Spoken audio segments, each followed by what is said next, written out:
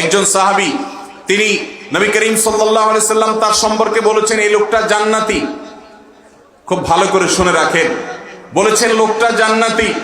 সাহাবীরা সবাই ব্যাকুল হয়ে গেলেন, কি আমল করে লোকটা যে নবীজি তাকে জান্নাতি হওয়ার সার্টিফিকেট দিয়ে দিলেন? কি আমল করে?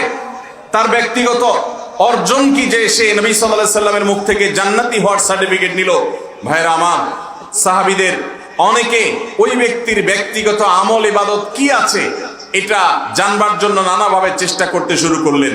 তার ব্যক্তিগত জীবনে তিনি কি এমন করেন যে নবীজি সাল্লাল্লাহু আলাইহি সাল্লাম তার জান্নাতি হওয়ার সার্টিফিকেট দিলেন?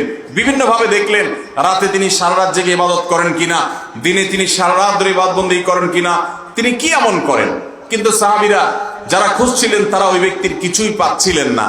একটা পর্যায়ে ওই আল্লাহর বান্দাকে সাহাবায়ে কেরাম রিদওয়ানুল্লাহি তাআলা আলাইহিম আজমাইন, তাদের মধ্যে যারা ব্যাকুল হয়ে তিনি কি আমল করে জান্নাতি হয়েছেন সে আমলটা করার জন্য যারা উদ্গ্রীব হলেন, তারা ওই ব্যক্তিকে জিজ্ঞাসা করে বসলেন, ভাই আপনার সম্পর্কে নবী করিম সাল্লাল্লাহু আলাইহি সাল্লাম এত বড় একটা সুসংবাদ দিলেন, অথচ আমরা আপনার ব্যক্তি জীবনে তেমন কিছু আবিষ্কার করতে পারলাম না যে আপনি অনেক প্রতিদিন এক খতম কোরআন দেন, আপনি প্রতিদিন 50 ওয়াক্ত নফল নামাজ পড়েন, প্রতিদিন 2, 5, 10,000 করে টাকা দান করেন, আপনি প্রতিদিন হাজার হাজার বার তাসবিহ তেলাওয়াত করেন, আপনি প্রতিদিন 2-4 মাহফিল শুনেন। আপনার জীবনে এরকম কিছু তো আমরা পাই নাই। আপনি আমাদেরকে অনুগ্রহ করে বলুন, কিছু একটা তো অবশ্যই আছে যে নবীজি সাল্লাল্লাহু আলাইহি সাল্লাম আপনার পরে এরকম সুসংবাদ বিশেষভাবে দিয়েছেন, স্পেশাল ভাবে দিয়েছেন। আছে তো কিছু একটা, কি সেটা আপনি একটু বলেন। তখন সে আল্লাহর বান্দা, সে সাহাবী বললেন, ভাইরা আমার, তোমরা যা করো আমিও তা করি। তোমরা 5 ওয়াক্ত সালাত পড়ো, আমি 5 ওয়াক্ত সালাত পড়ি। তোমরা ইবাদত বন্দেগী করো, আমি ইবাদত বন্দেগী করি। তোমরা সিয়াম পালন করো, আমি সিয়াম পালন করি। তোমরা যা করো আমি তাই করি। তবে একটা জিনিস আমি বিশেষভাবে করার চেষ্টা করি, আর সেটা হলো যে রাতে যখন আমি ঘুমোতে যাই, আমার এই অন্তরে আল্লাহর জমিনে কারোর প্রতি কোনো হিংসা আছে কিনা, কোনো বিদ্বেষ আছে কিনা, কোনো শত্রুতা আছে কিনা, কোনো আক্ষেপ আছে কিনা, কোনো আফসোস আছে কিনা, কেউ আমাকে কষ্ট দিয়েছে তার প্রতি আমার মনে কষ্টটা রাখছি কিনা, তার ক্ষতি আমি চাই কিনা, কারোর ভালো হলে আমার কষ্ট হয় কিনা, আমি এগুলো নিয়ে আমার অন্তরটাতে একটা পর্যবেক্ষণ চালাই। আমার অন্তরটাকে, মনটাকে আমি পরিচ্ছন্ন করে ফেলি। আমার অন্তরে কোনো প্রকার হিংসা, কোনো প্রকার বিদ্বেষ, কোনো প্রকার ঘৃণা, কোনো প্রকার মানুষের ব্যাপারে যাতে নেগেটিভ কোনো কিছু না থাকে, আমার মনটাকে আমি পরিচ্ছন্ন করি।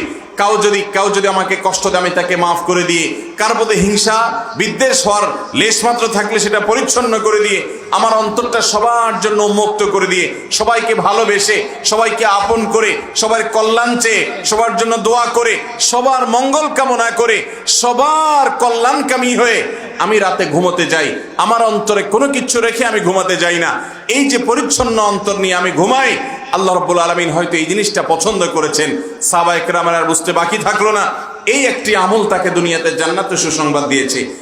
প্রিয় ভাইরা আমার, নবী করিম সাল্লাল্লাহু আলাইহি সাল্লাম বলেছেন, ইয়াউমা লা ইয়ানফা'ু মালুন, কোরআনে কারীমে আল্লাহ বলেছেন, ইয়াউমা লা ইয়ানফা'ু মালুন ওয়ালা বানুন ইল্লা মান আতাল্লাহা বিকলবিন সালিম। কিয়ামতের দিন মানুষের সন্তান, সম্পদ এর কিছুই মানুষের কাজে আসবে না, তবে যদি কেউ একটা মন নিয়ে যেতে পারে। কিরকম মন? কলবে সেলিম, শিশুর মতো মন, যে মনের ভিতরে কোনো হিংসা নাই, বিদ্বেষ নাই, রোগ নাই, অহংকার নাই, লোভ নাই, মোহ নাই, শত্রুতা নাই, বিদ্বেষ নাই, বিশাল প্রশস্ত এক হৃদয় আছে। এই আল্লাহর বান্দা আল্লাহর কাছে তার এই কলবটা তাকে অনেক বেশি উপকার দিবে। ভাইরা আমার, আজ সারা বাংলাদেশে, গোটা পৃথিবীতে, প্রতিটা মুসলিম জনপদে সবচেয়ে বেশি প্রয়োজন যে বিষয়গুলো, তার মধ্যে থেকে অন্যতম হলো আমাদের মনগুলোকে আজ প্রশস্ত করা দরকার, আমাদের মনগুলোকে আজ বড় করা দরকার।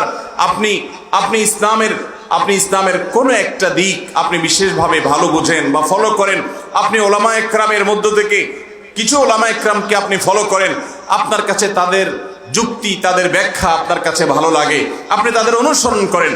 তাই বলে অন্য ওলামা একরামের অনুসারীদেরকে আপনি শত্রু ভাববেন না। তারা যদি আপনাকে শত্রু ভাবে, আপনি মনে করবেন আমার ভাই ভুল করছে, কিন্তু আমি ভুল করব না, আমার এই বুক আমার ভাইয়ের জন্য আমি উন্মুক্ত রাখবো। ভাইরা আমার, আজ গোটা পৃথিবীতে সকল বাতিল অপশক্তি আজ এক হয়ে গেছে, শুধুমাত্র আমরা মুসলমানরা একে অন্যের বিরুদ্ধে লেগে গেছি।